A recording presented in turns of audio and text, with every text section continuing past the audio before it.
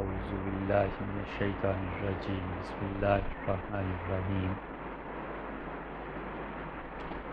سورہ حدید میں اللہ تعالیٰ نے لوگوں کو اس بات کی طرف متوجہ کیا کہ وہ اللہ کی راہ میں خرچ کریں اور اس کے لیے اللہ تعالیٰ نے ارشاد فرمایا کہ تم میں سے جو آدمی بھی خرچ کرے گا اللہ اس کے لیے قیامت میں نور پیدا کر دے گا،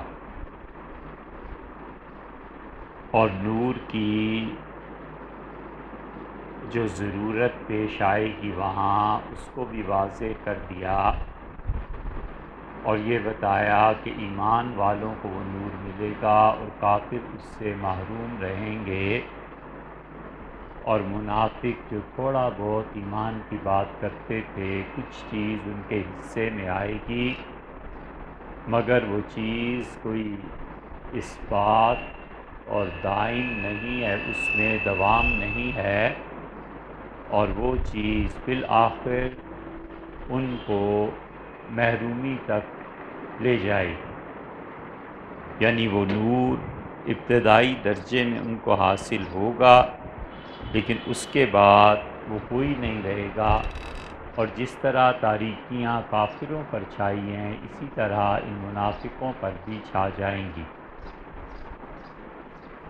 اسی لیے اللہ تعالیٰ نے یہاں پر آپ غور کریں تو صرف یہ نہیں کہا کہ مرد اللہ کی راہ میں خرچ کریں، اللہ نے کہا عورتیں بھی اللہ کی راہ میں خرچ کریں، اور وجہ اس کی یہ ہے کہ عورت کے پیش نظر اپنا گھر، اپنی اولاد، یہ سب چیزیں ہوتی ہیں، مرد تو پھر بھی کچھ ہمت کر کے دے ہی دیتا ہے، لیکن عورت کے لیے مشکل ہوتا ہے، وہ کہتی ہے یہ 100 ضرورتیں ہیں، یہ کہاں سے پوری ہوں۔ اور اگلی آیات میں بھی اللہ تعالیٰ نے عورتوں اور مردوں دونوں کو برابر کا ذکر فرمایا اور یہ بتایا کہ مرد ہو یا عورت، اور ایک جگہ تو بالکل صراحتاً اللہ نے فرما دیا سورہ آل عمران میں کہ من ذکر او انثی، عورت ہو یا مرد جو بھی نیکی کے کام کرے گا لا محالہ اس کو اللہ کی طرف سے اجر ملے گا۔ مرد کو کوئی 4 نیکیاں زیادہ اس وجہ سے نہیں مل جائیں گی کہ وہ مرد، اور عورت کے نمبر کوئی اس لیے کم نہیں ہو جائیں گے کہ وہ عورت ہے، جو بھی اچھائی کرے گا اللہ کے ہاں اس کا اجر پائے گا۔ پھر اللہ تعالیٰ نے ایک اور چیز کی طرف متوجہ فرمایا اور اللہ نے کہا کہ الم یأن للذین آمنوا، جو لوگ ایمان لائے ہیں کیا ان کے لیے یہ گھڑی اور وقت نہیں آ گیا ان تخشع قلوبہم لذکر اللہ، کہ ان کے دل اللہ کی یاد کے لیے جھک جائیں،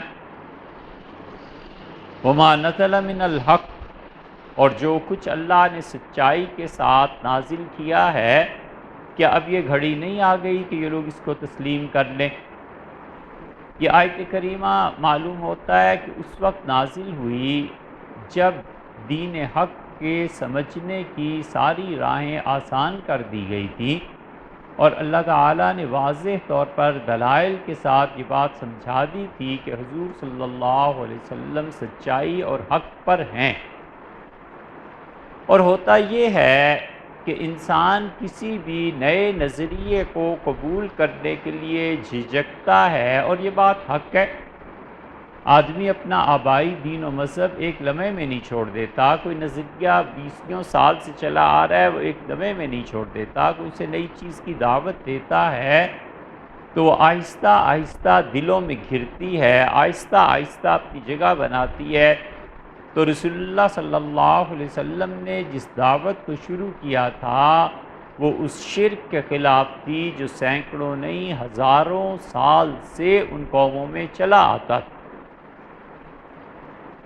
اور سورہ مائدہ کے آخر کے بیچ میں اللہ تعالیٰ نے اسی لیے ایک بات ارشاد فرمائی، اور بھی اللہ نے کہا ہم نے آپ کو بھیجا ہے علی فترۃ، بہت طویل وقفے کے بعد، یعنی سیدنا مسیح علیہ الصلوۃ والسلام تھے، اور ان کے بعد رسول اللہ صلی اللہ علیہ وسلم 610 سال کے بعد پہلی مرتبہ وحی نازل ہوئی ہے، اور یہ جو 610 سال تھے اس میں اللہ کی طرف سے کوئی پیغام نہیں آیا۔ سیدنا مسیح علیہ الصلوۃ والسلام آسمان پہ اٹھائے گئے، اور ان کے بعد جو ان کے حواری تھے وہ اپنے طور پر کام کرتے رہے، لیبیا کے علاقوں میں کام کرتے رہے، اور ادھر فلسطین میں کام کرتے رہے، پھر وہ لیبیا سے ہجرت کر کے اٹلی چلے گئے۔ چنانچہ اٹلی میں قدیم حواریوں کی قبریں ایک کسی وقت میں موجود تھیں، ہمارا تو کبھی جانا نہیں ہوا کہ اس کی تحقیق کریں، نہ کتابوں سے اتنا واسطہ پڑا، لیکن حضرت عیسیٰ علیہ الصلوۃ والسلام کے حواری اٹلی پہنچ گئے، اور انہوں نے خدا کے ٹھیک اس دین کی دعوت دی جو حضرت مسیح علیہ الصلوۃ والسلام چھوڑ کر گئے تھے۔ پھر ایک یہودی تھا، اور وہ پال، وہ عیسائیت کو اس نے قبول کیا، اور قبول کرنے کے بعد اس نے شرک کو داخل کیا عیسائیت میں، اور اس نے یہ لوگوں کو سمجھایا کہ حضرت مسیح علیہ الصلوۃ والسلام اور ان کی والدہ ماجدہ یہ دونوں اور اللہ، یہ تینوں مل کے ایک خدا ہیں، لہٰذا تمہارے تین خدا ہیں۔ حضرت مریم کا تقدس، حضرت عیسیٰ علیہ الصلوۃ والسلام، ان کا لوگوں کو بھلا چنگا کر دینا، بیماریوں کا دور ہو جانا، یہ سب چیزیں عیسائیت کی گمراہی کا باعث بنی۔ اس نے کہا اگر وہ اللہ کے اس پیغمبر علیہ الصلوۃ والسلام کو قدرت حاصل نہ ہوتی تو کس طرح مریضوں کو ٹھیک کرتا؟ اس کا مطلب ہے کہ اس نے مرتبہ نبوت سے ترقی کی، یہاں تک کہ خدا بن گیا، تو اس سے اس کو خدا مانو۔ اور مریم کا بھی یہ جو کرامت اور معجزہ تھا، یہ کچھ نہیں کرامت، بلکہ اس خاتون سے بچے نے جنم لیا بغیر کسی سبب کے، تو اس لیے وہ بھی خدا کی ایسی اچھی بندی تھیں کہ ان کو بھی یہ مقام ملنا چاہیے۔ تو عیسائیت نے یہ کام کیا، اور یہودی ہونے والے اس شخص نے عیسائیت میں یہ نظریہ پھیلایا، اور آہستہ آہستہ عیسائیت شرک کا شکار ہو گئی، حالانکہ یہ اللہ کے بہترین بندے تھے۔ خدا نے ان کے لیے وحی نازل کی، اللہ نے انجیل بھیجی، اللہ تعالیٰ نے انہیں بتایا کہ تم میرے چنے ہوئے بندے ہو، اور اب تک انجیل میں یہ بات باقی ہے کہ حضرت مسیح علیہ الصلوۃ والسلام نے جب سمجھ لیا کہ اب مجھے یہ پھانسی دے دیں گے اور یہ چیزیں ہو جائیں گی، تو انہوں نے اپنے حواریوں کو بلایا، اور انہوں نے کہا جس طرح میں جا رہا ہوں اسی طرح میں ایک دن پھر تمہارے اندر واپس آ جاؤں، میں اس دنیا میں دوبارہ واپس آؤں گا، اور میرے بعد ایک پیغمبر حضور اقدس صلی اللہ علیہ وسلم کا بھی بتا کے گئے کہ وہ آئیں گے، ان کی پیروی ہوگی، جو مسیح علیہ الصلوۃ والسلام کہہ کے گئے تھے اسی کی تکمیل ہوگی۔ حضور صلی اللہ علیہ وسلم نے اسی کی تصدیق فرمائی ہے کہ وہ اللہ کا بندہ آخری زمانے میں پھر نازل ہوگا۔ اس لیے ہمارے ایمان کا حصہ ہے یہ بات کہ سیدنا مسیح علیہ الصلوۃ والسلام نے آنا ہے۔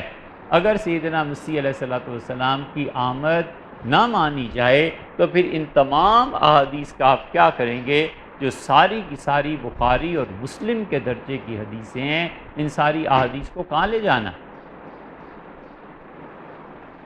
یہ وہ نقطہ ہے جس میں پہنچ کے گمراہیاں ہوئی ہیں لوگوں میں۔ ایک طرف انہوں نے قرآن کو پڑھا، اور قرآن پاک نے جو چیزیں کہی ہیں انہوں نے اپنی تعویل کی کہ عیسیٰ علیہ الصلوۃ والسلام کا انتقال ہو گیا۔ اب لوگوں نے پوچھا حضرت انتقال ہو گیا تو یہ ساری احادیث جو آئی ہیں یہ کہاں جائیں گی؟ حضور اقدس صلی اللہ علیہ وسلم نے تواتر کے ساتھ یہ پیشن گوئی کی ہے۔ اس لیے مرزا غلام احمد قادیانی نے جب نبوت کا دعویٰ کیا تو حضرت نے سید انور شاہ صاحب کشمیری رحمۃ اللہ علیہ نے اپنے شاگردوں کو اس بات پہ لگایا کہ دیکھو تو صحیح اس حدیث کو کن کن صحابہ کرام رضی اللہ عنہ نے روایت کیا۔ معلوم ہوا کہ جن صحابہ کرام رضی اللہ عنہ نے روایت کیا ہے ان کی تعداد 100 سے بھی زیادہ ہے۔ انہوں نے کہا بھلا بتاؤ یہ سارے صحابہ رضی اللہ عنہ جھوٹ بولتے تھے کہ مسیح علیہ الصلوۃ والسلام آئیں گے؟ یہاں پہنچ کے مخمصہ پڑا۔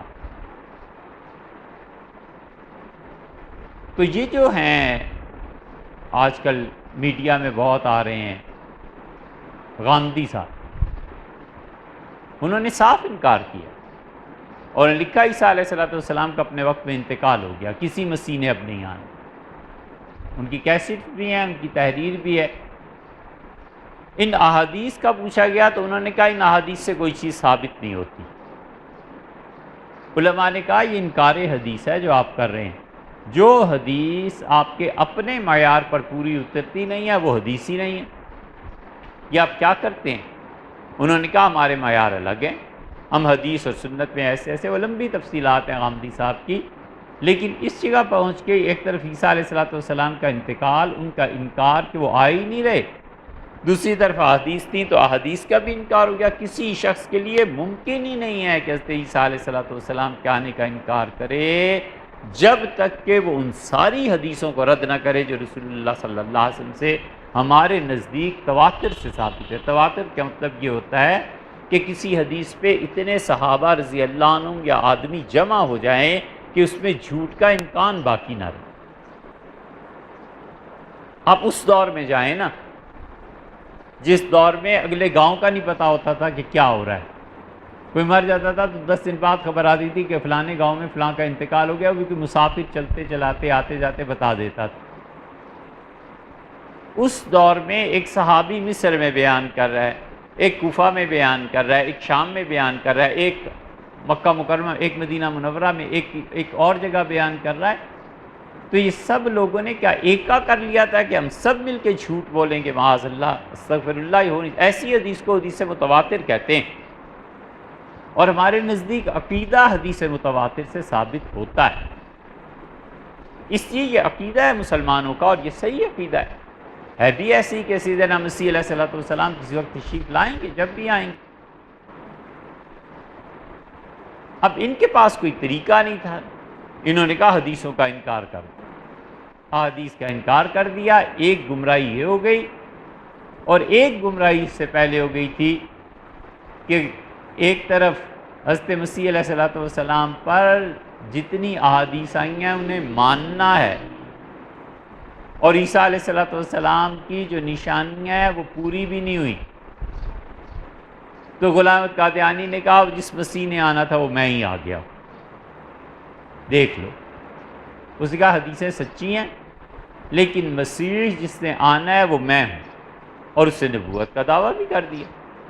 اور وفات سے ہفتہ 10 دن پہلے انہوں نے ایک پمفلٹ لکھا، ایک غلطی کا ازالہ، لاہور میں ہی شاید تحریر کیا، وفات سے صرف ایک آدھ ہفتہ پہلے، اور بڑی صراحت سے لکھا کہ جو لوگ سمجھتے ہیں کہ میں مجدد ہوں، جو لوگ سمجھتے ہیں کہ میں کوئی مسلح ہوں، یہ غلط بات ہے، میں ایسا ہی نبی ہوں جیسے حضور اقدس صلی اللہ علیہ وسلم اور مسیح علیہ السلام اور فلاں اور فلاں یہ انبیاء علیہ السلام آئے تھے، میں ویسے ہی نبی ہوں۔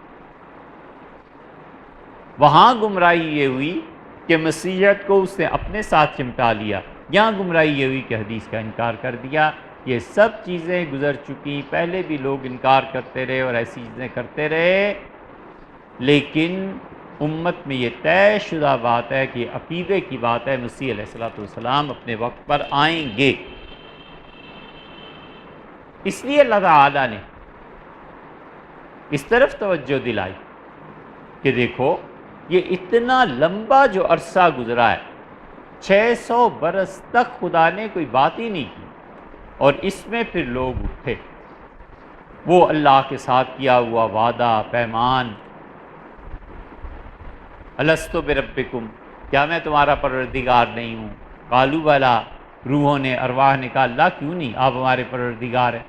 وہ جو وعدہ روح میں ایک بیٹھ گیا تھا نا، اس کی طلب میں لوگ اٹھے، اور لوگوں نے کہا سچا دین کہاں ہے، تلاش کرو۔ حضرت ابراہیم علیہ السلام کا دین ختم ہو گیا تھا، اور رسومات مکہ مکرمہ میں باقی رہ گئی تھی، اور کبر اتنا تھا، اتنا زیادہ کہ یہ جو قریش اور مکہ مکرمہ کے وارث بنے بیٹھے تھے نا، ان کی بڑی طویل تاریخ ہے۔ یہ لوگوں کو مذہب کے نام پہ گمراہ کرتے تھے، اور کاروبار تھا مکہ میں، ظاہر ہے کہ کوئی تجارت اتنی تو تھی نہیں، بیٹھے رہتے تھے اور لوگوں کو حضرت ابراہیم علیہ السلام کے نام پہ گمراہ کرتے رہتے تھے۔ ایک بدعت شروع کر دی مثلا، ایک دو مثالیں آپ کے سامنے عرض کرتے ہیں۔ جو آتا تھا اسے کہتے تھے کہ طواف کے لیے آئے ہو، حرم میں جاؤ گے، عمرہ کرو گے، حج کرو گے؟ وہ کہتا بالکل۔ اوفو، یہ کپڑے، ان میں تم گناہ کرتے رہے ہو اور انہی کپڑوں سے تم طواف کرو گے، گناہ گارانہ کپڑوں سے، یہ تو مناسب نہیں ہے، نیا کپڑا ہونا چاہیے۔ دکانیں کھلی ہوتی تھیں، نیا کپڑا لے لو۔ وہ کہتا تھا جی پیسے ہی نہیں، اب کیا کروں، نیا کپڑا کدھر سے لوں؟ اچھا تو پھر اس طرح کرو، ہم سے چادریں کرائے پر لے لو، نئی چادریں دیتے تھے، کرایہ وصول کر دیتے تھے۔ اور جو کہتا تھا جی کرائے کے بھی لیے پیسے نہیں ہیں، اس کہتے تھے پھر ننگا طواف کرو، ان گناہ گارانہ چادروں سے بہتر ہے کہ تم ننگے ہو جاؤ اور طواف کرو۔ یہ اس طرح یہ ننگا طواف شروع ہوا تھا اور اس طرح یہ چیزیں ہوئی تھیں۔ یہ انہوں نے اپنے پاس سے ایک بدعت نکالی پیسہ کمانے کے لیے کہ تین ہی صورتیں ہیں، تینوں صورتوں میں پیسہ ہے۔ ایک اور کام شروع کر دیا، مینا جاتے تھے، مینا سے آگے مزدلفہ رات گزارنی ہوتی تھی، اور عرفات سے مزدلفہ، اور مزدلفہ سے پلٹ کے پھر مینا آنا ہوتا تھا۔ یہ مینا جا کر رک جاتے تھے اور کہتے تھے آگے تو وہ جائے، ان میں سے کچھ قبیلے عرفات چلے جاتے تھے لیکن مزدلفہ کوئی نہیں جاتا تھا۔ کہتے تھے یہ تو وہ جائے جس کو گناہ بخشوانے، ہم تو بخشے ہوئے ہیں، چلو مینا واپس چلو۔ اور لوگوں کو، باقی سب کو مزدلفہ بھیجتے تھے، خود نہیں جاتے تھے۔ حضور اقدس صلی اللہ علیہ وسلم واحد آدمی تھے جنہوں نے اس دور میں بھی حج کیا نبوت سے قبل، اور رسول اللہ صلی اللہ علیہ وسلم مشعر حرام کے پاس گئے، مزدلفہ میں رات گزاری اور پھر مینا کو واپس آئے۔ اسی وجہ سے کہ حضرت ابراہیم علیہ السلام کے دین کا یہ حصہ تھا۔ مینا میں یہ بیٹھے رہتے تھے لوگوں کو جتانے کے لیے کہ اصل خدا کا دین ہمارے پاس ہے اور تم سب گناہ گار ہو، آگے سے پھر کیا ہو، اپنے گناہ بخشوا کیا۔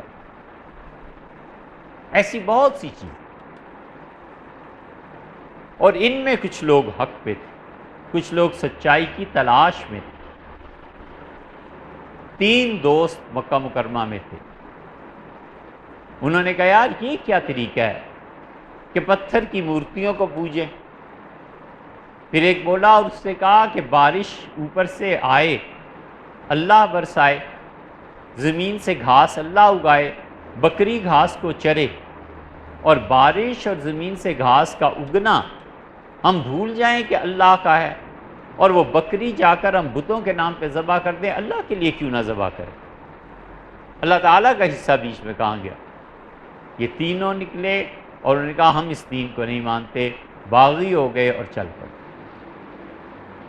یہ نظریات ان کے لوگوں میں آہستہ آہستہ پھیلنے شروع ہوئے، یہ تو نہیں مانتے، بتوں کے نام پر چڑھایا ہوا گوشت بھی نہیں کھاتے۔ تو یہ تینوں چلے، ان میں ایک ورقہ بن نوفل تھے جنہوں نے حضور صلی اللہ علیہ وسلم کی تصدیق کی۔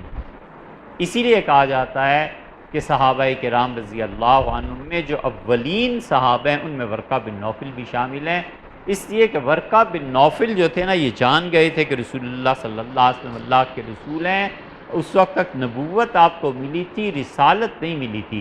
نبوت اور رسالت میں فرق یہ ہے کہ 2-2.5-3 سال رسول اللہ صلی اللہ علیہ وسلم کو اللہ نے یہ نہیں کہا کہ جا کے آپ تبلیغ کریں، بلکہ نبوت آئی، وحی آئی، نبی بن گئے، گھر آئے، حضرت خدیجہ رضی اللہ عنہ لے کے ورقہ بن نوفل کے پاس چلی گئیں۔ یہ سب نبوت کی چیزیں تھیں، اور 2.5 یا 3 سال کے بعد دوبارہ وحی آئی، اور پھر اللہ نے فرمایا کہ یا ایھا المدثر، اے وہ ہستی ہے، وہ شخص جو کمبل اوڑھے ہوئے ہے، قم فانذر، اب آپ کھڑے ہو جائیں، کمر کس لیں اور جا کر اللہ کے دین کا پیغام دیں۔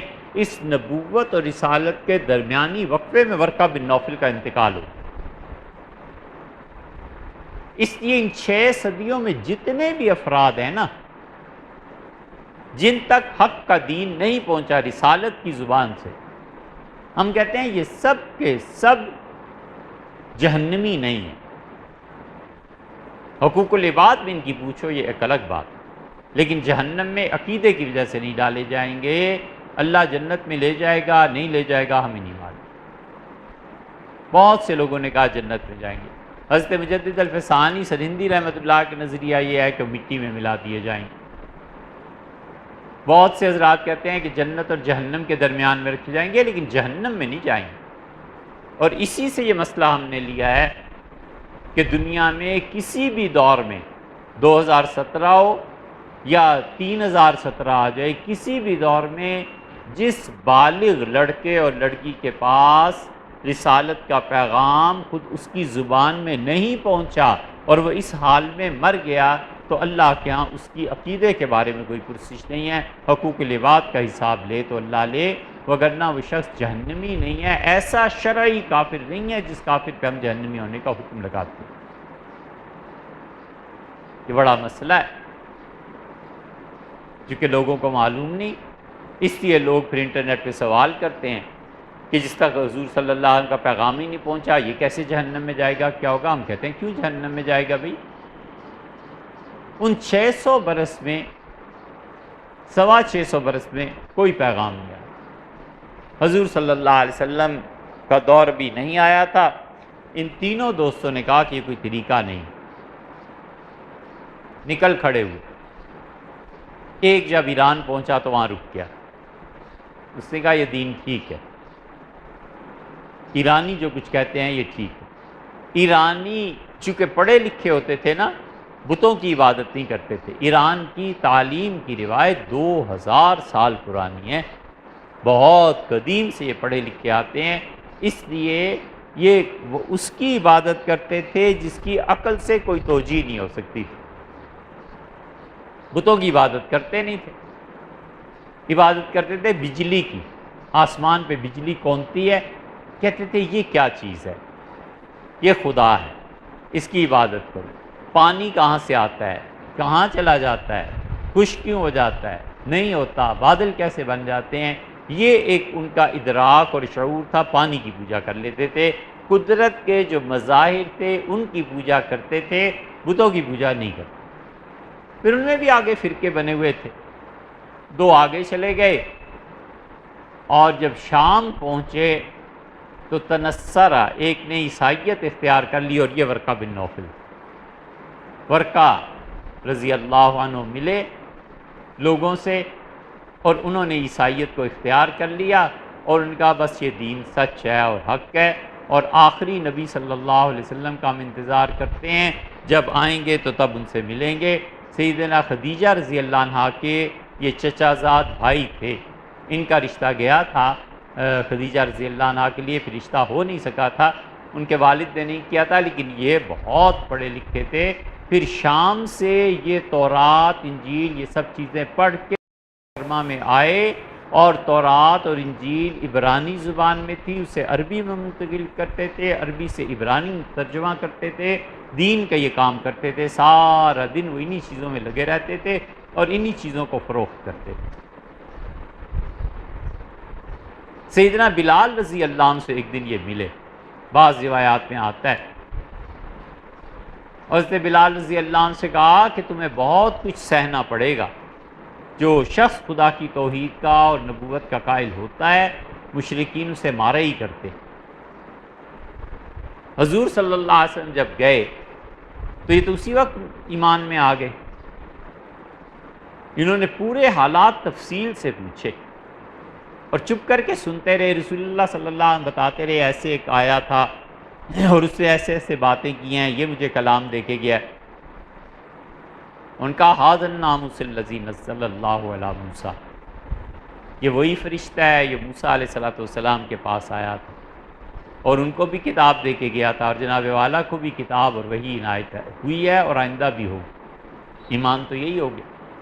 لیتنی اکون حیا، کاش میں اس وقت تک زندہ رہتا جب آپ کی قوم آپ کو لڑ کے اس مکہ سے نکال دے گی۔ لیتنی اکون جزعا، کاش میری جوانی ہوتی اور میں آپ کی طرف سے دفاع کرتا، لوگوں سے آپ کی خاطر میں لڑتا۔ اور جس نے بھی یہ پیغام دیا ہے اوذیہ، میں آپ کو بتاؤں اسے شدید تکالیف میں مبتلا کیا گیا، یہ آپ کے ساتھ سب ہونا ہے۔ حضور صلی اللہ علیہ وسلم کے لیے بالکل ایک نئی بات۔ نبی کریم صلی اللہ علیہ وسلم بعض معاملات میں نا بالکل سادگی پہ تھے، جیسے فطری طور پہ بچہ ایک سادگی میں ہوتا ہے۔ بہت چیزیں ایسی حدیث میں ملیں گی۔ انا، یہ ایک ہجڑا تھا رسول اللہ صلی اللہ علیہ وسلم کے دور میں۔ آپ گھر تشریف لائے تو یہ انا رسول اللہ صلی اللہ علیہ وسلم کی بیویوں سے ملتا تھا، 4 یا 5 جڑے ہوتے تھے مدینہ منورہ میں۔ ساری زندگی حضور صلی اللہ علیہ وسلم حیات طیبہ میں دیکھتے رہے۔ گھر تشریف لائے تو اس نے عائشہ رضی اللہ عنہا کو اپنے بھائی عبد الرحمن سے بڑی محبت، اور اپنے بھائی کے لیے دلہن لانا چاہتی تھی بہت خوبصورت۔ عبد الرحمن سے اتنی محبت تھی ام المومنین رضی اللہ عنہ کو کہ اچانک ان کا انتقال ہو گیا تھا۔ مکہ جب بھی آتی تھی اپنے بھائی کی قبر پہ حاضر ہوتی، رو دیتی، بڑا تعلق تھا۔ اسی لیے عبد الرحمن کے بچوں کو عائشہ رضی اللہ عنہ نے بڑی شاندار تربیت دی، تعلیم دی، حدیثیں پڑھائیں، حضور صلی اللہ علیہ وسلم کی ایک ایک چیز بتائی۔ پھپھی تھی نا، تو ایک دن وہ کہنے لگی انا سے کہ میں نے اپنے بھائی کی شادی کرنی ہے، لڑکی بہت خوبصورت ہونی چاہیے، کوئی رشتہ بتاؤ۔ اس سے کہا فلاں کی بیٹی فلاں اتنی خوبصورت ہے، اتنی خوبصورت ہے۔ اس نے ایک جملہ بولا کہ اٹھتی ہے تو ایسے ہوتا ہے، وہ پلٹتی ہے تو ایسے ہوتا ہے۔ حضور صلی اللہ علیہ وسلم آ ہی رہے تھے گھر میں، یہ جملہ آپ نے سن لیا اور آپ نے فرمایا، اس کے جانے کے بعد کہا اللہ کی مارو، میں تو سمجھتا تھا انہیں کچھ پتہ نہیں ہوتا، کیا انہیں بھی یہ جنسی چیزیں پتہ ہوتی؟ حضور صلی اللہ علیہ وسلم ایسی سادگی تھی، اس دن پتہ چلا۔ فرمایا کہ انہیں آئندہ گھروں میں نہیں آنے دینا۔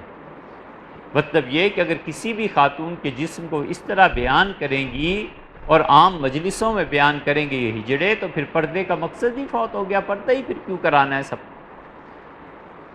تو نبی کریم صلی اللہ علیہ وسلم نے ان کو مدینہ منورہ سے باہر بھیج دیا تھا، اور ایک کو گھر بھی دیا تھا رسول اللہ صلی اللہ علیہ وسلم اپنی طرف سے۔ فرمایا جاؤ وہاں ایک مکان تعمیر شدہ ہے وہ تم لے لو، باقیوں کو زمین دے دی تھی، فرمایا وہاں جا کے رہو اور اللہ کی عبادت کرتے رہو بس۔ یعنی رسول اللہ صلی اللہ علیہ وسلم نے اس کا برا نہیں منایا کہ کوئی آدمی اگر قدرتی طور پہ کوئی بچہ پیدا ہی ایسے ہوا ہے تو اس کا کیا کرنا ہے، فرمایا بس وہاں رہو اور اللہ کی عبادت کرو، اور ہفتے کے بعد جمعے کے دن آ جایا کرو، اور میں مسلمانوں کو بتا دوں گا کہ تمہاری ضروریات زندگی کی چیزیں تمہیں صدقہ کر دیں۔ تو رسول اللہ صلی اللہ علیہ وسلم نے مسلمانوں کو بتایا، مسلمان ان ہجڑوں کو زیادہ چیزیں دے دیتے تھے تاکہ یہ شہر میں رہ کے ایسی باتیں بے حیائی کی کوئی بات نہ کریں، اور وہ وہاں رہتے تھے اللہ کی عبادت میں مصروف رہتے تھے۔ اس لیے شریعت نے کہا اس میں کیا حرج، حتیٰ کہ کوئی بچہ ایسا پیدا ہو جائے اور اس کے باقی بہن بھائی ٹھیک ہیں تو فقہا نے مستقل اس کا باب باندھا ہے کہ وراثت میں اسے کتنا حصہ ملے گا، طہارت کے اس کے کیا احکامات ہیں، اس کی شادی مرنے کے کیا احکامات ہیں، سب کچھ لکھا ہوا ہے کتابوں میں، لیکن چونکہ ہمارے ہاں یہ چیزیں پڑھنے پڑھانے میں آتی نہیں، اس لیے لوگوں کو پتہ نہیں ہوتا۔ تو نبی کریم صلی اللہ علیہ وسلم بعض معاملات بالکل سادہ آدمی جیسے ہوتا ہے، بڑے تعجب سے فرمایا کہ ورقا اب مخرج ہی ہوں، مجھے مکہ والے نکالیں گے ہیں، مکہ والے مجھے کچھ کہیں گے، مجھے تو سارا مکہ صادق اور امین کہتا ہے۔ انہوں نے کہا یہ ہوتا ہے جب یہ فرشتہ کسی کے پاس آتا ہے نا تو لوگ اس کے دشمن بن جاتے ہیں۔ ورقہ بن نوفل شام میں پہنچ کے وہاں اٹک گئے، ایک آدمی ایک دوست رہ گیا، اور وہ تھے سیدنا عمر رضی اللہ عنہ کے چچا زاد بھائی، یا کیا رشتہ بنا، وہ تھے حضرت زید رضی اللہ عنہ، زید بن عمر تھے، اور یہ عمر بن خطاب بن عمر تھے۔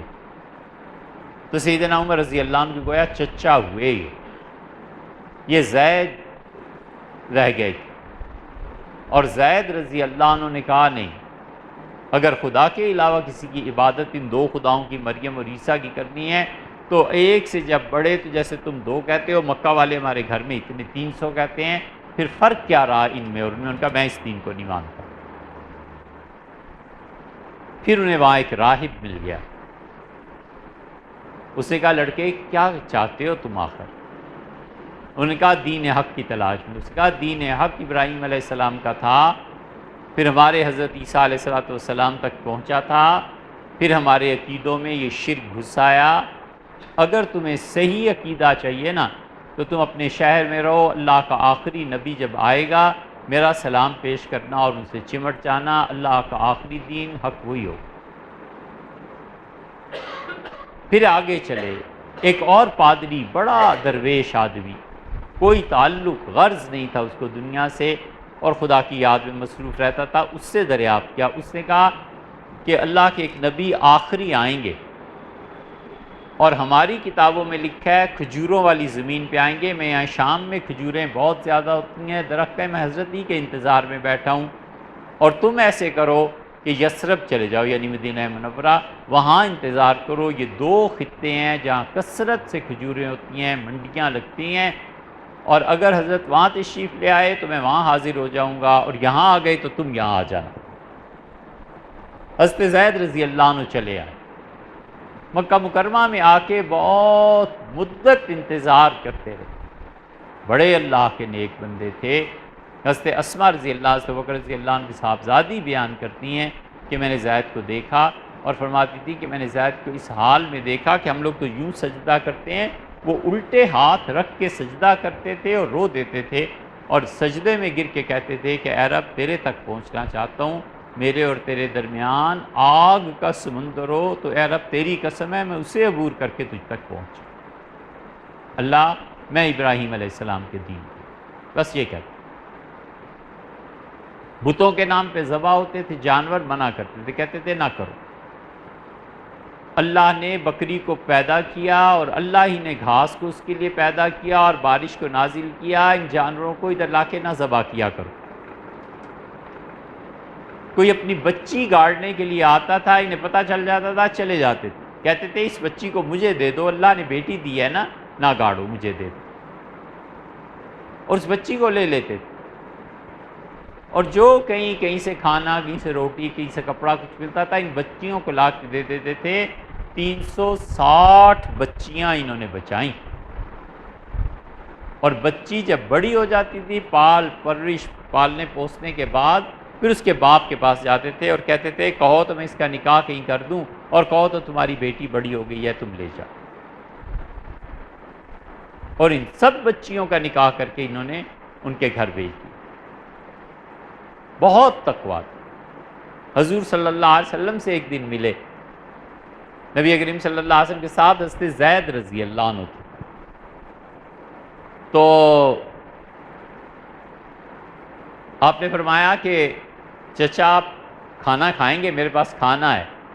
ان کا کیا چیز ہے؟ رسول اللہ صلی اللہ علیہ وسلم بھنا ہوا گوشت ہے اور پانی ہے۔ اس سے کہا یہ بتوں کے نام پہ تو نہیں ہے، اگر تمہارے گھر میں بتوں کے نام پہ کوئی چیز پکتی ہے تو میں اسے نہیں کھاؤں گا۔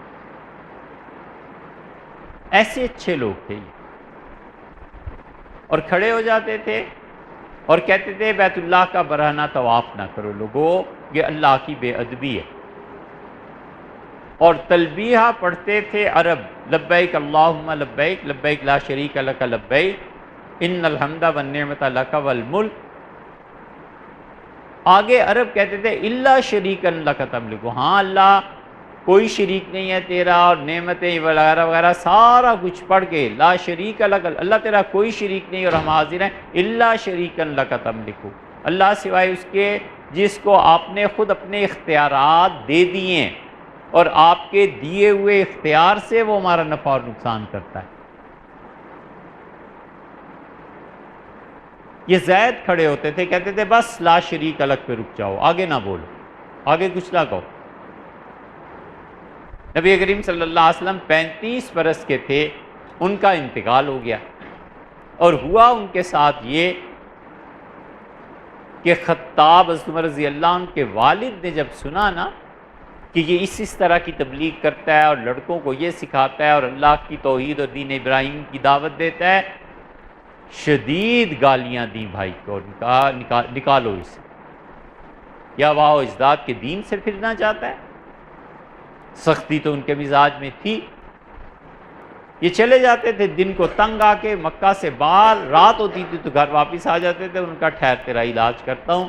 سیدنا عمر رضی اللہ عنہ کے والد خطاب نے بچوں کو پیسے دیے اور کہا یہ کہاں بھی نظر آ جائے نا اسے پتھر مارا کرو، مکہ میں رہے ہی نہ، ایسے نہ ہو کہ اس کا نظریہ اور عقیدہ پھیل جائے۔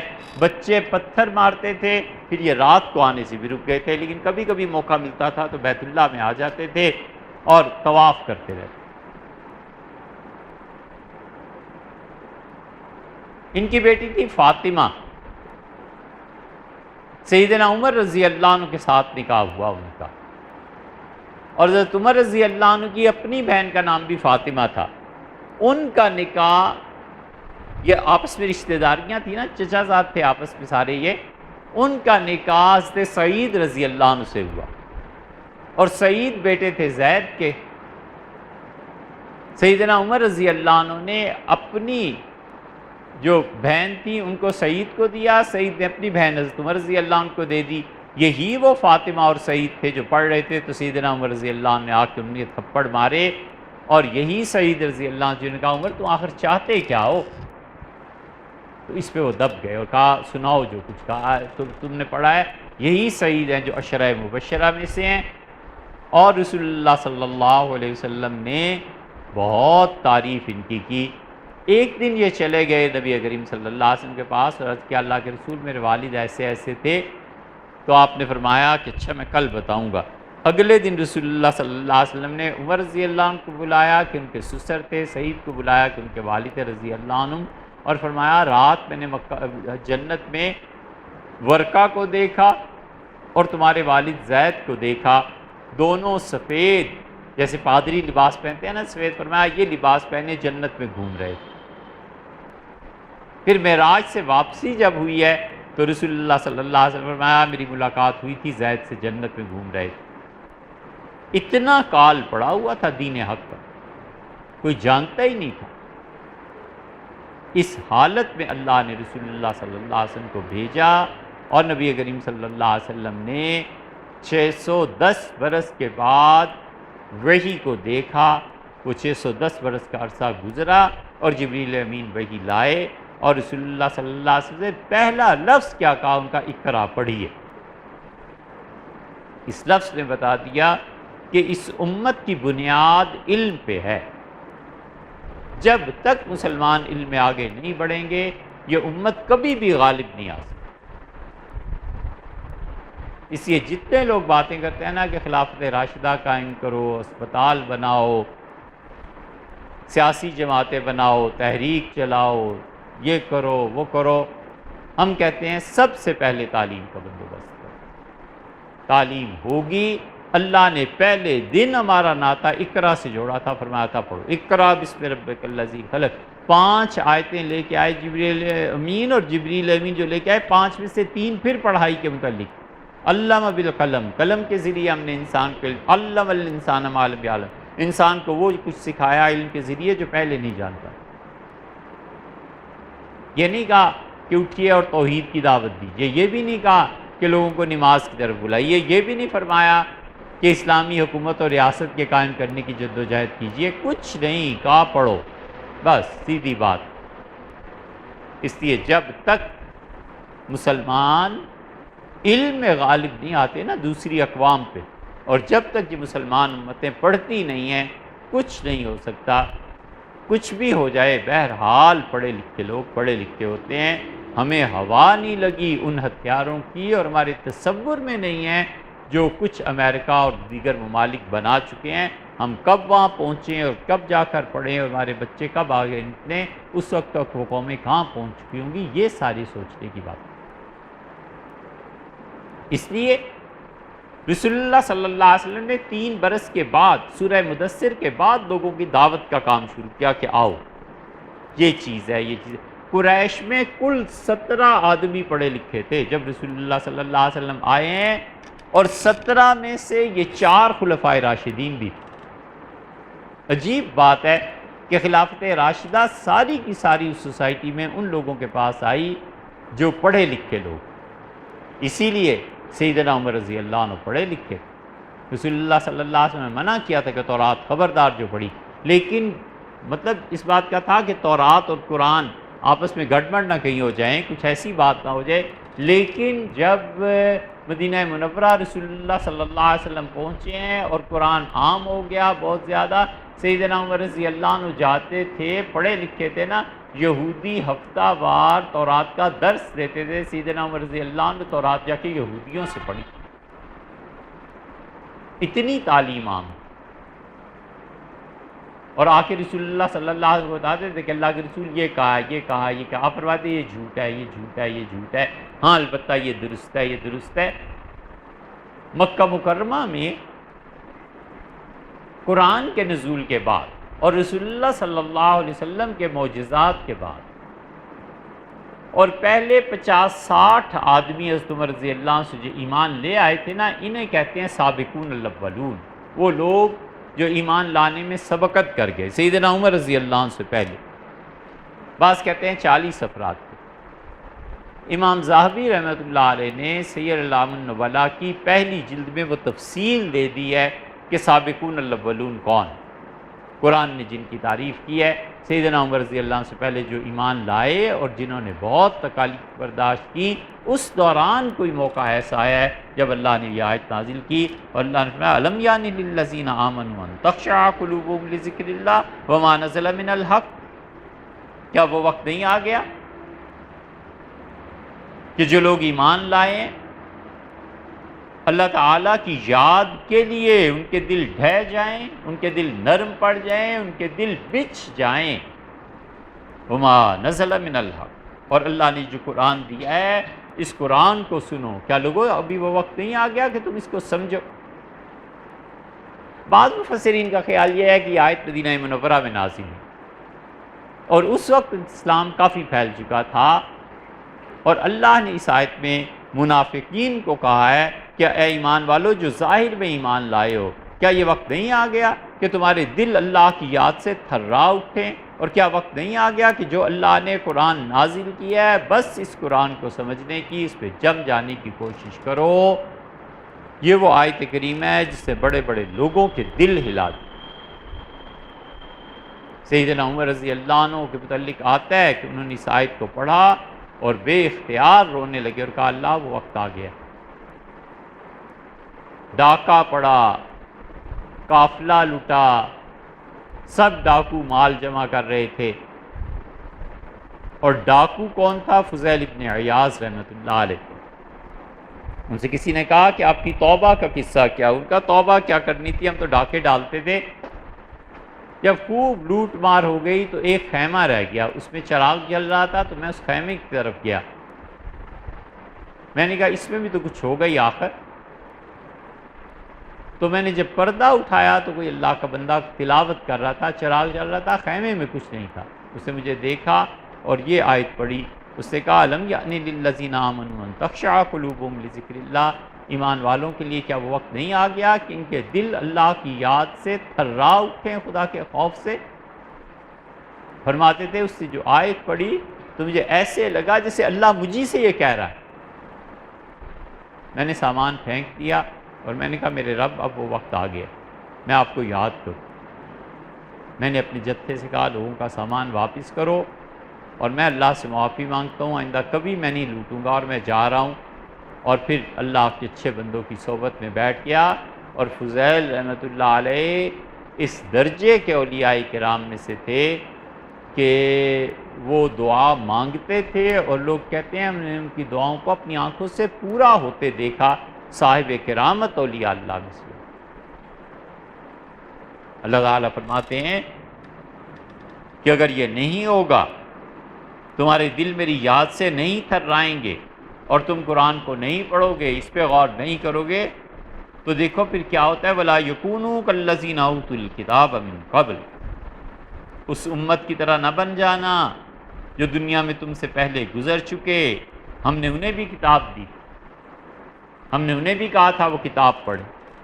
عیسائی تورات پڑھتے تھے، یہودی تورات پڑھتے تھے، عیسائی انجیل پڑھتے تھے، اتنا تورات اور انجیل کو پڑھتے تھے کہ پوری تورات ایک دن میں ختم کر لیتے تھے۔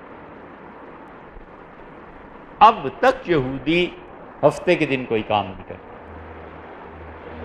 ان میں جو مذہبی لوگ ہیں اب تک اس کا احترام کرتے ہیں اور پڑھتے ہیں تورات کو بھی اور پڑھتے ہیں انجیل، عیسائی بھی، یہ سب کی سب چیزیں ہوتی ہیں، اور یہودیوں کی جو عبادت میں نے دیکھی حیران تھے کہ خدا کی کتنی عبادت کرتے ہیں۔ فائلو جو ان میں تھا نا ان کا مجدد، اس نے ان کی روحانیت کا پورا نظام ترتیب دیا تھا، اور اب تک اسرائیل میں جو خانقاہیں ہیں اور اسرائیل میں جن کے مشائخ ہیں یہودیوں کے، اللہ کی یاد میں دن رات سرگرم بھی رہتے ہیں، اتنا جادو کرتے ہیں، اتنا جادو کرتے ہیں کہ ترکی کے سفیر ایک جگہ ایک تقریب میں آئے ہوئے تھے، تو انہوں نے ہم سے کہا کہ ہمارے وزیر اعظم پہ جادو ہوا ہے، اور یہودی جو ہیں اسرائیل کے ان کی فلاں خانقاہ سے وہ جادو کیا گیا۔ اس سلسلے میں کیا ہونا چاہیے؟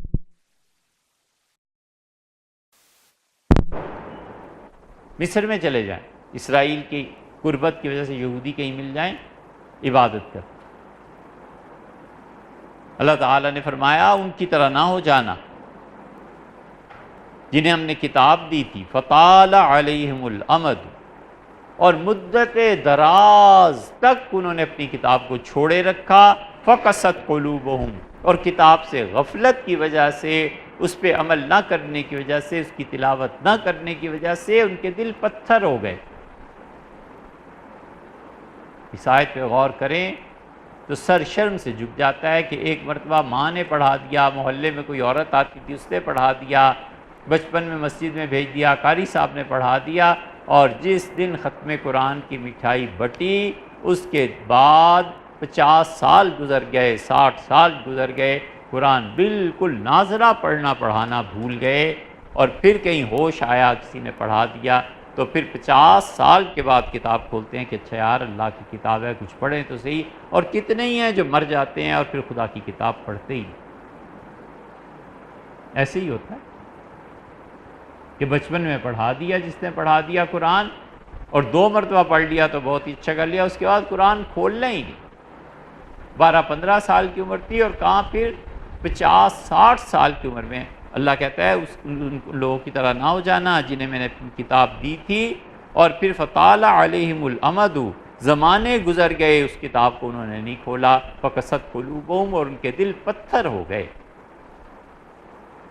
یہی چیز ہوتی ہے۔ کتنے فیصد مسلمان ہیں جو باقاعدگی سے تلاوت کرتے ہیں، اور کتنے فیصد ان میں سے جوان ہیں جو پڑھتے ہیں؟ یہ طال علیہم الامد جو اللہ نے فرمایا نا کہ مدتیں گزر گئیں، تو مدت گزر گئی، 15 سال میں پڑھا تھا، پھر اب جا کر 50 سال میں پڑھ رہا ہے، تو یہ کم سے کم بھی 35 سال تو گزر گئے نا، قرآن کے بھی کھول کے نہیں دیکھا کہ اللہ نے کیا کہا ہے کیا نہیں کہا، کہیں کسی کی میت پہ پڑھ لیا، کہیں سال ثواب میں پھنس گئے جا کر پڑھ لیا، اور ایسے بھی ہیں کہ باپ والدہ ماں کسی کا انتقال ہوا ہے اور بچے بلائے ہوئے ہیں مدرسے سے دوسرے اس میں پڑھ رہے ہیں کمرے میں بیٹھ کے، اور صاحب خود اگلے کمرے میں دیکھو تو سگریٹ پی رہے ہیں، چائے پی رہے ہیں، کیسے ان بچوں نے بخشوانا ہے۔ اور اب تو آہستہ آہستہ یہ بھی نکلتا جا رہا ہے، اب آہستہ آہستہ مدارس سے بچے بھی کم بلاتے ہیں، یہ بھی ختم ہو رہا ہے۔ پہلے پھر بھی کچھ ہوتا تھا کہ چلو ایصال ثواب بھی کر لیں، اب آہستہ آہستہ یہ بھی ختم ہوتا جا رہا ہے۔ اللہ کہتا ہے ان یہودیوں کی طرح نہ ہو جانا، اور یہ ہم ہو گئے۔ اللہ نے فرمایا ان کے دل سخت ہو گئے، وَكَثِيرٌ مِّنْهُمْ فَاسِقُونَ، اور ان میں اکثر ایسے ہیں جو ہمارے نافرمان۔ کتاب کو بھلا دیا نا تو نافرمانی آ گئی۔ اگر کتاب خدا کی مسلسل آدمی پڑھتا رہے سمجھ کے، اللہ کا خوف پیدا ہوتا ہے۔ جب وہ پڑھتا ہے کہ اللہ نے کہا ہے میرے سامنے جواب دو گے، کسی کو گالی دیتے ہوئے سوچتا ہے کہ یار اللہ نے پوچھا تو کیا کروں گا، ہاتھ اٹھانا، تھپڑ مارنا، ڈرتا ہے کہ اللہ نے پوچھنا ہے۔ جب وہ پڑھتا ہے کہ اللہ نے سود کو کہا کہ میرے ساتھ جنگ ہے، تو پھر بچتا ہے، کہتا ہے یار سود کا کاروبار نہ کرو، یہ خدا کے ساتھ جنگ۔ جب وہ پڑھتا ہے کہ اللہ نے کہا ہے کہ پردے کے یہ احکامات ہیں، تو بیوی نہ صحیح بچیوں کو تو بتاتا ہے کہ بیٹے اللہ نے پردے کا حکم دیا ہے، بیٹے سر اوڑھنا چاہیے، دوپٹہ اوڑھنا، کچھ چادر اوڑھنا، کچھ نہ کچھ تو کرتا ہے نا۔ قرآن کا اثر ہو کر رہتا ہے۔ اللہ کا نام جتنا مرضی گناہ گار ہو، جتنے مرضی غفلت سے لے کوئی آدمی، اللہ کا نام اپنا اثر کیے بغیر نہیں رہتا۔ خدا کا کلام اپنا اثر کیے بغیر نہیں رہتا۔ اللہ فرماتے ہیں ایسے نہ ہو جانا، جو تمہاری پچھلی امتیں گزری ہیں ہم نے انہیں بھی کتاب دی تھی، پھر انہوں نے کتاب کو بھلا دیا، طال علیہم الامد، اور پھر مدتیں گزر گئیں، اس کے نتیجے میں ان کے دل پتھر ہو گئے، وکثیر منہم فاسقون، اور ان سے اکثر ایسے ہیں جو ہمارے نافرمان ہیں۔ حضرت شیخ الہند رحمۃ اللہ علیہ مالٹا گئے اور انگریزوں نے ان کو سزا دے دی تھی۔ جب واپس آئے تو مفتی شفیع صاحب رحمۃ اللہ علیہ کہتے تھے کہ ہم حضرت کے پاس بیٹھے ہوئے تھے تو حضرت نے فرمایا مالٹا جیل کی تنہائیوں میں امت کے زوال پہ غور کرتا رہا اور میں دو نتیجوں پہ پہنچا ہوں۔ دیوبند کے بڑے بڑے مفتی حضرت کے سارے یہ شاگرد بھی تو تھے، حضرت چارپائی پہ بیٹھے تھے اور ہم نیچے بیٹھے تھے، تو ہم سب ایک دم سے قریب ہو گئے کہ حضرت اپنی زندگی کا خلاصہ بیان کرتے ہیں۔ فرمایا مالٹا جیل کی تنہائیوں میں نے غور کیا تو مجھے سمجھ آیا اس امت کے زوال کے اسباب دو ہی ہیں، ایک ان کا آپس میں لڑنا اور دوسرے قرآن پاک کی تعلیم کو چھوڑ دو۔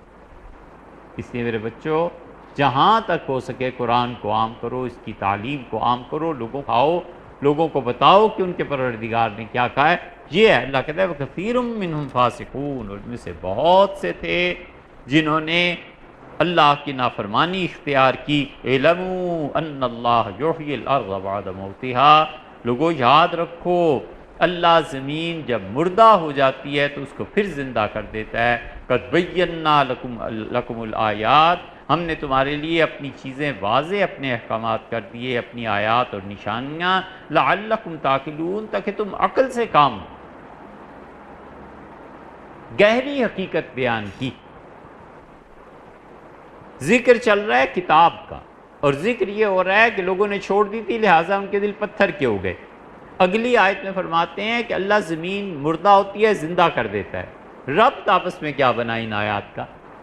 سمجھایا کیا؟ یہ ہے تفسیر، غور کرنا پڑتا ہے۔ مفسرین نے کہا جب ہم نے غور کیا تو اس سے معلوم ہوا کہ اللہ نے اس آیت میں امید دلائی ہے اور کہا کتاب کو چھوڑنے کی وجہ سے تمہارے دل سخت ہو گئے نا، اور فسق و فجور اور خدا کی نافرمانی میں چلے گئے نا، بڑھاپا آ گیا، جوانی ساری بغیر کتاب کے، کوئی ڈرنے کی بات نہیں ہے۔ اللہ جب بارش بھیجتا ہے تو زمین زندہ ہو جاتی ہے، مردہ زمین میں فصلیں اگنے لگتی ہیں۔ تم اس عمر میں بھی اگر رجوع کرو اور ہماری کتاب کی طرف پلٹ آؤ، ہم اپنے رحمت بھیجیں گے، تمہارے دل پہ ہماری رحمت برسے گی، تمہارے دل کی کھیتی پھر ہری ہو جائے گی۔ فرمایا مایوس نہ ہو جاؤ، یاد رکھو ہم جب مہربانی کریں تو مردہ زمین کو زندہ کر دیں، تمہارے دلوں کی مردہ زمین کو زندہ کر دیں گے، تم پھر بھی آ جاؤ۔ اللہ کی رحمت میں اتنی وسعت ہے، اتنی وسعت ہے کہ موت تک آخری لمحہ جو ہے نا اس میں بھی کوئی ہاتھ پکڑ لے۔ ترمذی میں آتا ہے جبریل امین جب وحی لے کے آئے فرعون کے متعلق تو جبریل نے کہا کہ اللہ کے رسول، میں وحی کے بعد کی گفتگو، اور وحی یہ تھی کہ فرعون کو جب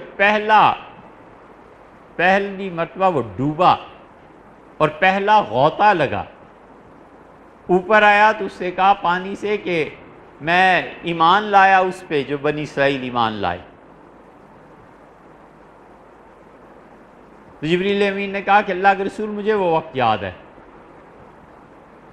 جب فرعون کو ہم نے ڈبویا، تو جب اس سے کہا نا کہ میں اس پہ ایمان لایا جس پہ بنی اسرائیل ایمان لائے، اس پروردگار پہ، تو میں نے اس پانی کی مٹی لے کے اس کے منہ میں بھر دی۔ مجھے حضرت موسیٰ علیہ السلام کی تکالیف یاد آ گئیں اور مجھے ڈر ہوا کہ کہیں اللہ ایک لمحے میں بھی حکم نہ کر دے کہ بچا لو اس کو، ایمان تو لے آیا۔ ان کا میں نے اس کے منہ میں مٹی ٹھونس دی کہ اس کو انجام تک پہنچنا چاہیے۔ یہ اللہ کی رحمت کی انتہا ہے کہ فرعون جو ساری عمر ایسی کرتوت کرتا رہا، چانسز اس کے بھی ہو گئے۔ اس لیے اللہ تعالیٰ فرماتے ہیں بالکل نہیں گھبراؤ، جو غفلت میں وقت گزر گیا گزر گیا۔ ابو سعید ابو الخیر رحمۃ اللہ علیہ نے رباعیات کہی ہیں۔ رباعی ہوتی ہے 2 شعر 4 مصرے۔ علامہ اقبال کی بھی رباعیات ہیں، 4 مصرے وہ کہتے ہیں، بہت مشہور ہیں ان کی رباعیات۔ خرد کی گتھیاں سلجھا چکا میں، میرے مولا مجھے صاحب جنوں کر، عطا اسلاف کا جذبے دروں کر، شریک زمرائے لا یحزن کر، خرد کی گتھیاں سلجھا چکا میں، میرے مولا مجھے صاحب جنوں کر۔ جامی کی روایات ہے، بابر بادشاہ بیمار ہو گیا اور بابر بادشاہ نے کہا کہ اگر اللہ مجھے صحت دے تو میں جامی رحمۃ اللہ علیہ کی روایات کی شرح لکھوں گا۔ یہ اتنے پڑھے لکھے بادشاہ ہوتے تھے۔ حضرت ابو سعید رحمۃ اللہ علیہ کی بھی روایات ہیں، یہاں بھی بعض روایات لگی ہوئی، اس میں وہ کہتے ہیں باز آ ہر آنچے ہستی باز آ، توبہ کر لے اللہ کی طرف پلٹ جا، تو کوئی بھی ہے اللہ کی طرف پلٹ جا، معافی مانگ۔ کافرو گبرو بت پرستو باز، اللہ نے کہا تو کافر ہے، تو بتوں کا پجاری ہے، تو کسی بھی مذہب اور ملت سے ہے، توبہ کر لے۔ درگاہ ماں درگاہ نا امیدی نیست، ہماری بارگاہ میں کوئی نا امید نہیں ہوتا، ہماری بارگاہ سے کوئی خالی پلٹ کے واپس نہیں جاتا، خالی ہاتھ واپس نہیں جاتا، توبہ کر۔ اس لیے اللہ نے امید دلائی، اللہ نے کہا غفلت میں چھوڑو جو ہو گیا، اعلموا ان اللہ یحیی الارض بعد موتہا، یاد رکھو ہم مردہ زمین کو زندہ کر دیتے ہیں۔ قد بینا لکم الآیات، ہم نے یہ حکم تمہیں سنا دیا، یہ باتیں تمہیں سنا دیں، پچھلی امتوں کی گمراہی سنا دی، تمہاری غفلت کا بھی قصہ بیان کر دیا، سب کچھ سنا دیا ہے، لعلکم تعقلون، تاکہ تم عقل سے کام لو۔ اب بھی آ جاؤ، اب بھی عقل کو استعمال کرو، ہماری کتاب سے اپنا رشتہ جوڑ لو۔ لکھا ہے کہ خواجہ باعزید بستامی رحمۃ اللہ علیہ کے پاس ایک عورت آئی اور رونے لگی۔ حضرت باعزید رحمۃ اللہ علیہ نے فرمایا کیا ہوا؟ اس سے کہا حضرت نام شہر میں آپ کا بہت مشہور ہے، توبہ کرنے آئی ہوں۔ انہوں نے کہا کیا کرتی رہی ہو؟ اس نے کہا میں طوائف تھی۔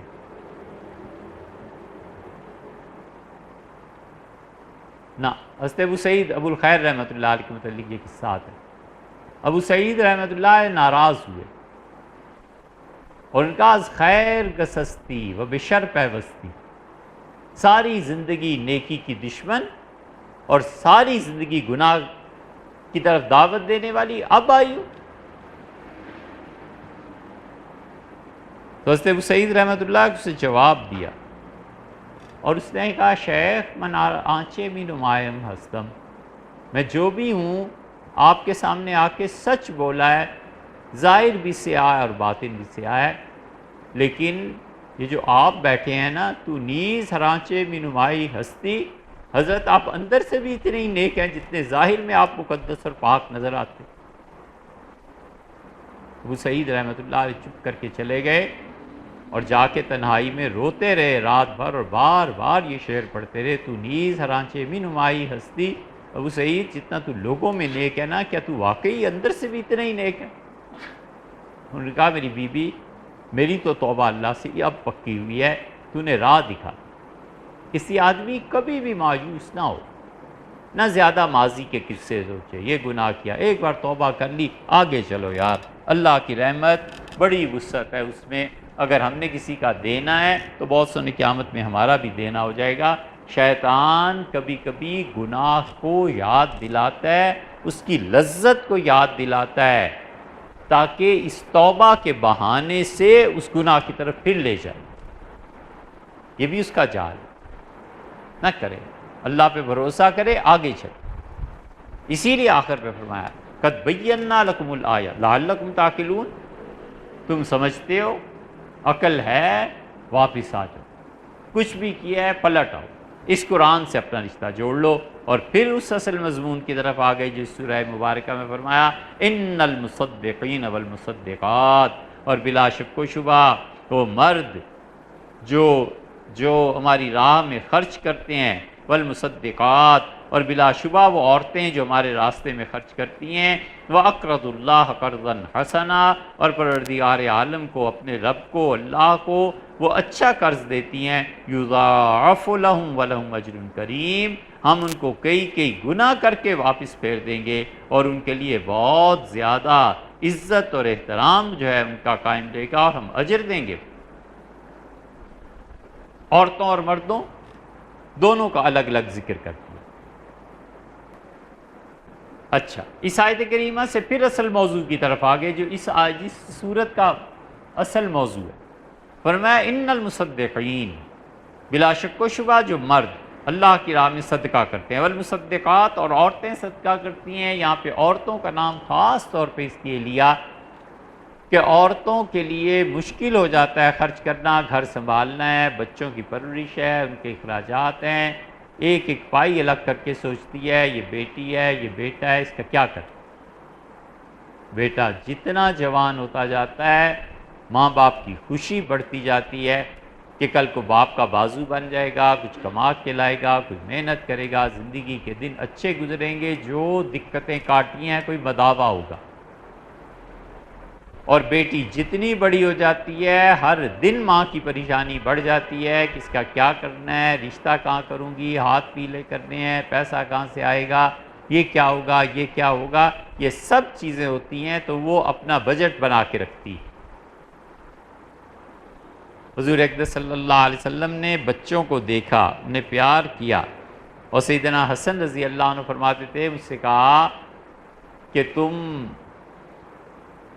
جنت کے پھول ہو، تم بچے بڑے پیارے ہو، لیکن تمہاری وجہ سے تمہارا باپ بزدل ہو جاتا ہے، میدان جنگ میں اگلی صف میں نہیں جاتا، اور بخیل ہو جاتا ہے، اللہ کی راہ میں خرچ نہیں کرتا۔ ہے یہ حقیقت، کیونکہ اگر کچھ ہو گیا تو کیا ہوگا، اور اگر مال سارا کسی اور راستے میں خرچ کر دیا تو اپنے بچوں کے لیے کیا ہوگا۔ حضور صلی اللہ علیہ وسلم نے تم اپنے باپ کو بخیل بنانے والے ہو، تم اپنے باپ کو بزدل بنانے والے ہو تم واقعی جنت کے پھول۔ اللہ فرماتے ہیں ان ساری چیزوں کے باوجود خرچ کرنا ہے۔ ایک جگہ اللہ تعالیٰ نے فاعل اس کو استعمال فرمایا مصدق اور مصدقات، اور ایک جگہ فعل کو استعمال فرمایا وَأَقْرَضُ اللَّهَ قَرْضًا حَسَنًا، قرض کا لینا دینا۔ ایک جگہ فرمایا صدقہ کرنے والا، صدقہ کرنے والی، اور پھر فرمایا قرض کا دینے والا۔ قرض کا دینا ایک فعل ہے اور صدقہ کرنے والا مرد ہے، صدقہ کرنے والی عورت ہے۔ فرق جو مفسرین نے لکھا ہے وہ کہتے ہیں مصدقین اور مصدقات کا مطلب یہ ہے کہ یہ وہ لوگ ہیں جو اللہ نے ضروری قرار دیا ہے اس کو خدا کی راہ میں خرچ کرتے ہیں۔ زکوٰۃ ضروری ہے، فطرانہ ضروری ہے، قربانی ضروری ہے، جو واجب صدقات ہیں یہ پورے کرتے ہیں، اللہ کی راہ میں دیتے ہیں۔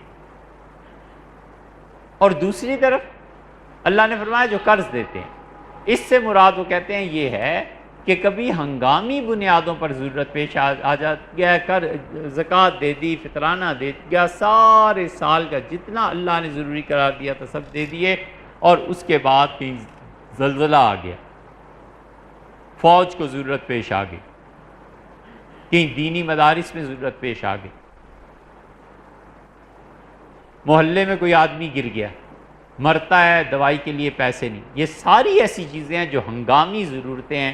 اللہ نے کہا اگرچہ پیسے تم دے چکے ہمارے جو واجب تھے، لیکن ان ہنگامی ضرورتوں میں اگر پیش آ جائے کوئی مسئلہ پھر بھی خرچ کر دو، یہ ہمارے ذمے قرض رہا تمہارا پیسہ، ہم کیا کریں گے، یضاعف لہم، ہم کئی گنا اس سے بڑھا کر تمہیں لوٹا دیں گے، ولہم اجر کریم، اور اس کے ساتھ ساتھ ثواب بھی دیں گے، پیسہ بھی واپس آ جائے گا، ثواب بھی ملے گا۔ اللہ دیتا ہے، اسی لیے اللہ تعالیٰ نے فرمایا بدر کے قیدیوں کے متعلق کہ فدیہ ادا کرو، اور اگر تم فدیہ خوش دلی سے ادا کر دو گے اللہ کئی گنا تمہیں لوٹا دے گا، اور پھر اللہ نے بہت کچھ ان لوگوں کو دیا، بہت زیادہ دیا۔ جو خدا کی راہ میں خرچ کرتا ہے نا، اللہ کسی کا احسان اپنے اوپر نہیں رکھتا۔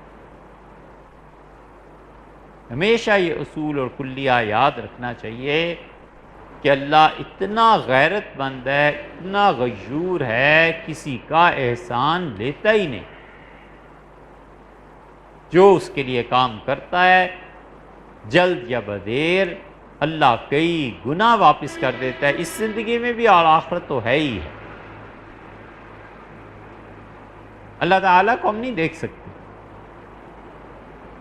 لیکن یہ ساری مخلوق خدا کا کنبہ ہے، خدا کا گھرانہ ہے.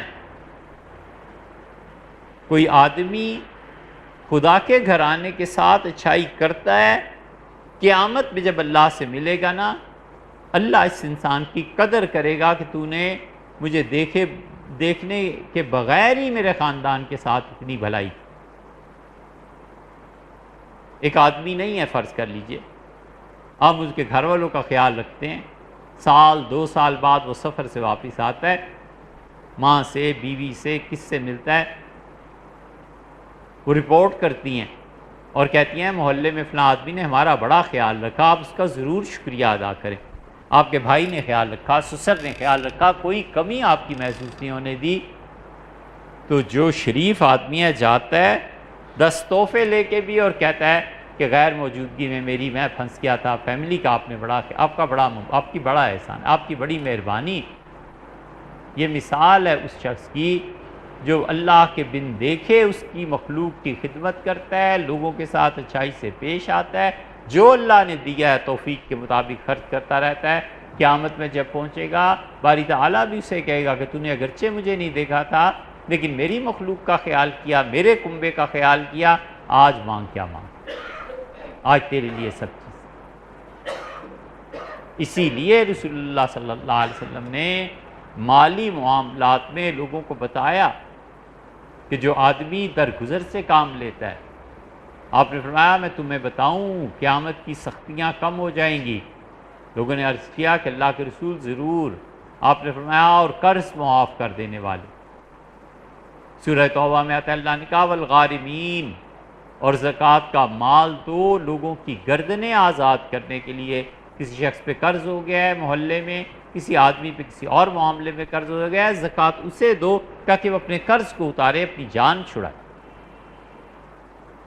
سیدنا ابو بکر رضی اللہ عنہ نے صاحبزادی صاحبہ پہ جب تہمت لگی تو حضرت ابو بکر رضی اللہ عنہ اپنے خالہ زاد بھائی مصطح بن اساسہ کے کفیل تھے. یہ ہجرت کر کے چلے آئے مصطح وغیرہ والدہ کے ساتھ. سیدنا ابو بکر رضی اللہ عنہ کی خالہ تھی، خالو نے کہا میں نہیں جاتا، وہ مکہ میں رہی، ہجرت کر کے چلے آئے. سیدنا ابو بکر رضی اللہ عنہ ہر مہینے ان کا خرچہ دیتے تھے، جب بھی دیتے تھے. جب اسی خالہ کے بیٹے مصطح رضی اللہ عنہ نے اٹھ کے حضرت ابو بکر رضی اللہ عنہ کی بیٹی کے متعلق تہمت لگائی، سیدنا ابو بکر رضی اللہ عنہ نے جب قرآن کی وہی آیات نازل ہو گئی، حضرت عائشہ رضی اللہ عنہ کی برات ہو گئی، انہوں نے کہا خدا کی قسم ہے مجھ پہ جو آئندہ میں خالہ کے بیٹے کو پوچھتا ہوں. انہوں نے کہا ہمارے ہی گھر سے چیزیں جاتی ہیں اور یہ صلہ مجھے ملا کہ میری بیٹی اور رسول اللہ صلی اللہ علیہ وسلم کی اہلیہ. اللہ نے وہی نازل کی. اللہ نے فرمایا ولیعفو، جنہیں ہم نے دولت دی ہے نا انہیں چاہیے معاف کرتے رہیں، ولیصفحوا، درگزر کریں. ابو بکر الا تحبون ان یغفر اللہ لکم، کیا تمہیں یہ پسند نہیں ہے کہ آج تم اس کی غلطی کو معاف کر دو، کل کو کیا تمہیں اچھا نہیں لگتا کہ اللہ تمہیں معاف کر دے؟ سیدنا ابو بکر رضی اللہ عنہ اٹھے، انہوں نے کہا پروردگار میں چاہتا ہوں تو مجھے معاف کر دے، اور اپنے خزانچی سیکٹری کو حکم دیا، فرمایا جتنا بھی کچھ لیتے ہیں نا یہ دگنا کر دو. میرے پروردگار نے کہا اگر میں معاف کر دوں گا تو اللہ مجھے معاف فرما دے. اتنی بڑی چیز ہے یہ معافی، اتنی بڑی چیز ہے. لوگوں کی سہولت کو دیکھنا اتنی بڑی چیز ہے کہ رسول اللہ صلی اللہ علیہ وسلم فرمایا ہم لوگ اس کو غور نہیں کرتے.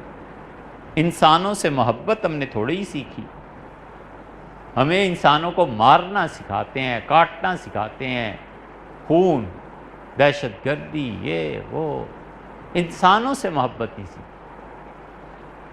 حضرت رسالت مآب صلی اللہ علیہ وسلم فرمایا جہنم میں بھیجنے کا حکم ہوگا اور جہنمیوں کی لائن کے ساتھ سے جنتی گزریں گے تو ایک جہنمی جس کا فیصلہ ہو گیا تھا ایک جنتی کو پکڑ لے گا. اور اسے کہے گا تمہیں یاد ہے تم فلاں محلے میں نہیں رہتے تھے، فلاں شہر اور فلاں گلی؟ اسے کہا ہاں یاد۔ اس کا تمہیں یہ بھی یاد ہے کہ تم ایک دن آئے تھے اس گلی میں، محلے میں ہمارے، اور تمہیں شدید پیاس لگی تھی اور میں نے پانی پلا دیا؟ کہے گا یہ بھی یاد آ گیا۔ وہ کہے گا آج پروردگار کے پاس چلو، میری سفارش کرو، مجھے بخشوا دو۔ دونوں چلے جائیں گے، اللہ فرمائیں گے کہ تو جنتی ہے، تو بخشا ہوا ہے، تجھ پہ میرا کرم ہوا ہے، تو کیوں پلٹا؟ عرض کرے گا اے میرے پروردگار، اس نے ایک گلاس پانی مجھے کسی وقت پہ پلایا تھا، مجھے بڑی پیاس لگی ہوئی تھی، اللہ اس کے جو بھی کرتوتوں، وہ پانی کا بدلہ اسے ضرور دینا ہے، اس کے احسان کا شکریہ ادا کرنا، اسے معاف فرما دیں۔ اللہ فرمائیں گے تو بھی بخشا ہوا ہے، اور جس کو تو کہہ دے اسے بھی بخش دے۔ یہ ایک گلاس پانی ہے۔ دوسری روایت میں آتا ہے اسی طرح لائن لگی ہوئی گی، اور ایک جہنمی جنتی کو پوچھے گا کہ تمہیں یاد ہے ایک مرتبہ میں نے تمہیں وضو کرایا تھا، تمہیں نماز پڑھنی تھی اور پانی نہیں مل رہا تھا، تو میں نے گھر سے پانی لا کے وضو کرا دیا تھا؟ وہ کہے گا یاد آ گیا، اور پھر وہی ہوگا، اللہ اسے بھی بخش دے۔ یہ اتنی قدر ہے اللہ کے ہاں پانی کی، خرچ کرنے کی، لوگوں کو معاف کرنے کی۔ اللہ فرماتے ہیں کہ وہ تو ادا کرنا ہی کرنا ہے تم نے جو زکوٰۃ اور صدقات، اس کے علاوہ بھی جو تمہارے پاس مال ہے نا، کبھی ایمرجنسی میں ضرورت پیش آ جائے، ہمیں قرض دے دو ہم تمہیں لوٹا دیں۔ اور اب امت اتنی گر گئی ہے کہ جو اللہ نے فرض قرار دی ہے اسے ہی ادا نہیں کرتے، تو اصل مال تو سرمایہ دار کہتا ہے بالکل بات ہی نہ کرنا اس کے متعلق، اس پہ بزنس کر کے جو نفع آیا ہے اور جو زکوٰۃ اس پہ بنتی ہے وہ دوں۔ بہت تھوڑے لوگ ہو، وگرنہ یہ امت زکوٰۃ کا مال انتظام کے ساتھ خرچ کرنے لگے، کتنے ہی تعلیمی ادارے چل سکتے ہیں اور کتنی تعلیم عام ہو سکتی ہے۔ عجیب و غریب چیزیں ہیں، تصور صحیح نہیں۔ ایک صاحب کسی وجہ سے تشریف لائے، بہت مدت کی بات ہے، اور لائبریری دیکھ کے بہت ناراض ہوئے، کچھ بے تکلفی بھی تھی، کہنے لگے یہ کیا کرنا ہے، ان کتابوں کو بیچیں آپ، کیا فائدہ ہے ان کا، کون پڑھتا ہے، اور اتنے لوگ پڑھے لکھے ہیں، اس کا کیا، بیچیں جی۔ ہم نے بھی ضبط کیا، ہمیں پتا تھا ایک مسئلہ ہے، بس بیٹھ کے وہ بات کرنی ہے، پھر کون سا انہوں نے آنا ہے، تھے بہت بڑے سرمایہ دار۔ تو ساری لائبریری کے خلاف غصہ جھاڑ کے پھر اس کے بعد انہوں نے اپنا بیان کیا، مسئلہ حل ہو گیا، اوپر آئے۔ یہاں تو جاتے جاتے پوچھتے ہیں یہ مسجد کا چھت کیوں نہیں پڑا؟ تو کسی نے بتایا کہ سریا آئے گا تو چھت پڑے گا۔ فیکٹری پہنچے، کتنے کا سریا ہے؟ 17 لاکھ کا، ان کا یہ لے جاؤ چیک، ان کو چھت دلوائیں، 10 لاکھ کا یہ لے جاؤ۔ ذہن کیا ہے؟ ذہن یہ ہے کہ مسجد بنانے میں بڑا ثواب ہے، اللہ گناہوں کو بخشے گا، خوش ہوگا۔ ذہن یہ ہے کہ غریب بچی کی شادی کرا دینے میں بڑا ثواب، بچیوں کا جہیز دینے میں بڑا ثواب۔ یہ ذہن نہیں ہے کہ ہم کچھ عرصہ صبر کر کے اس زکوٰۃ کے پیسے کو تعلیم پہ خرچ کر لیں، اپنے بچوں کو پڑھا لیں، ایک نسل پوری صحیح نصاب تعلیم پڑھ لے، بہت بڑی تبدیلی آ سکتی۔ چونکہ علم خود نہیں ہے نا، تو اس لیے اس کا مال زکوٰۃ اور صدقے کا اور علم جمع نہیں ہوتا، صدقے اور زکوٰۃ کا مال اور صحت جمع ہو جاتی ہے تو شوکت خانم بن گیا۔ وزیر اعظم کے ذہن میں اگر یہ آ جائے کہ سڑکیں چوڑی ہونی چاہیے، کسان کے کھیت سے لے کر فیکٹری تک سڑک بننی چاہیے، بن جائے گی۔ اور وزیر اعظم کے ذہن میں اس لیے نہیں آتا کہ تعلیم عام ہونی چاہیے، کہ اس بیچارے نے پڑھا ہی نہیں ہے، اگر پڑھا لکھا ہوتا تو اسے پتہ چلتا ہے نا کہ قومیں تعلیم سے اٹھتی ہیں، معاشرے تعلیم سے آگے بڑھتے ہیں، ڈھنگ، ہنر، پیسے کا خود خرچ کرنا، بیماری، صحت، یہ سب چیزیں علم کی بنیاد پہ آتی ہیں۔ تعلیم یہ شعور دیتی ہے کہ بارش کا موسم ہے، آج شدید بارش ہو رہی ہے، چھتری لے کے گھر سے نکلنا چاہیے، کپڑے بھیگ گئے، بخار ہو گیا تو کیا کروں گا؟ تعلیم نہیں ہے تو کوئی پرواہ نہیں، ہوتی رہتی ہے، بارش بھیگ جائے گا اور اس کے بعد بخار ہو جائے گا اور اس کے بعد 100-200 کی دوا استعمال کرے گا۔ یہ کیا بات تھی؟ صرف شعور کا فرق ہے کہ 100-200 روپے وہ بچ سکتے تھے بشرطے کہ چھتری لے کے چلا جاتا۔ یہ چیزیں کاغذ ہیں، کھلا استعمال کریں گے، ایک طرف لکھ کے 2 سطریں ایسے پھینک دیں گے۔ علم یہ شعور دیتا ہے کہ بیٹے یہ کاغذ جو ہے نا درختوں سے بنتے ہیں، اور درخت اگر کٹ جائیں گے اور کاغذ بنتے رہیں گے تو بارش کا کیا ہوگا، موسم پہ کتنا فرق پڑ جائے گا، پھر وہ جو پتے گرتے ہیں ان کی وجہ سے کیا فرق پڑتا ہے، یہ سارا ایک فینامنا ہے۔ وہ ہے ہی نہیں اتنی شعور کی بات، تو ایک سطر لکھ کے پورا صفحہ ضائع کر دے گا اور جلاتے ہیں۔ یہ غلطیاں ہیں بنیادی طور پہ جو تھوڑے سے شعور سے ٹھیک کی جا سکتی ہیں۔ اللہ کہتے ہیں ایمرجنسی پیش آ گئی ہے، اچھا مجھے قرض دے دو، ہم واپس کر دیں گے۔ اور یاد رکھو جو لوگ ایمان لائے، اب ایمان کا تذکرہ اس لیے فرما دیا کہ پہلے اگر یاد ہو آپ کو تو ایمان کے بعد شہادت اس کی اور تصدیق کے طور پہ کہا تھا کہ اگر تم ایمان والے ہو تو خرچ کرو، تمہارے ایمان کی گواہی خرچ سے مل جائے گی۔ اچھا بھئی تم نے خرچ کر لیا، تم نے ایمان کی گواہی دے دی اپنی، والذین آمنوا باللہ ورسولہ، اور جو لوگ اللہ پر ایمان لائے اور جنہوں نے انبیاء علیہ السلام پر ایمان لائے، اولئک هم الصدیقون، وہ ہمارے صدیق ہیں، وہ بہت بڑے صداقت کے بلند مرتبے پہ فائز ہیں۔ والشہداء عند ربہم، اور ہمارے قریب ہیں وہ صدیق بھی اور شہید بھی جو گواہی دیں گے، لہم اجرہم، ہم انہیں اجر بھی دیں گے، ونورہم، اور قیامت کے دن انہیں نور بھی دے دیں گے، والذین کفروا وکذبوا بآیاتنا، اور جنہوں نے کفر کیا اور ہماری آیات کو جھٹلایا، اولئک اصحاب الجحیم، وہ لوگ ہیں جو جہنم میں جانے۔ اس کی تشریح انشاءاللہ آئندہ